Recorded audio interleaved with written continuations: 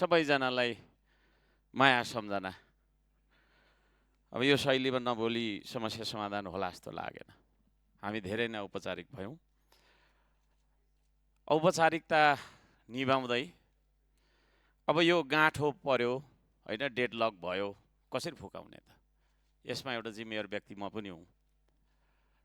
अब गाँठो पर्यो, प्रधानमन्त्रीज्यूलाई बोलाएकै गर्ने, उहाँ आउँदिन भन्नुहुन्छ, पक्रेर लिएर बोकेर ल्याउने चलन छैन। सभामुखज्यूले ल आउनुपर्छ भन्दा उहाँ मान्नुहुन्न। कहिलेकाहीँ आउनुहुन्छ, आएर फेरि के बोल्नुहुन्छ हुन्छ, समस्या भयो। त्यसले गर्दाखेरि म आज एउटा सङ्कल्प प्रस्ताव पेश गर्न चाहन्छु। हाम्रो नियमावली, यो अहिलेको 83 सालको नियमावलीको नियम 79(1) को ग लाई टेकेर विषय सङ्कल्प प्रस्ताव पारित गरौँ भन्ने बारेमा सभामुखज्यूलाई म यो पत्र बुझाउन चाहन्छु।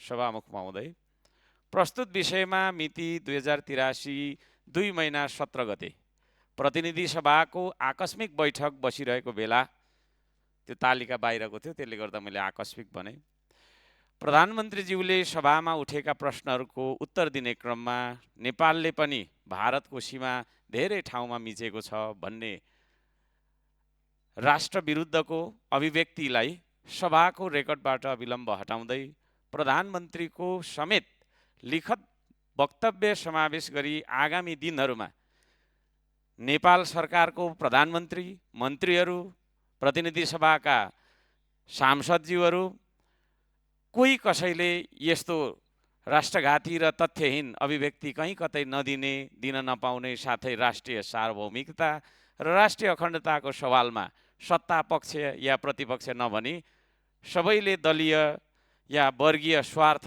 र तहभन्दा माथि उठेर देशको पक्षमा एकताबद्ध बन्ने राष्ट्रिय सन्देश दिने सङ्कल्प प्रस्ताव गरौँ भनी म यो निवेदन पेश गर्न चाहन्छु। र यो प्रस्ताव पारित गरेर हामीले यो गाँठोलाई फुकाउँ।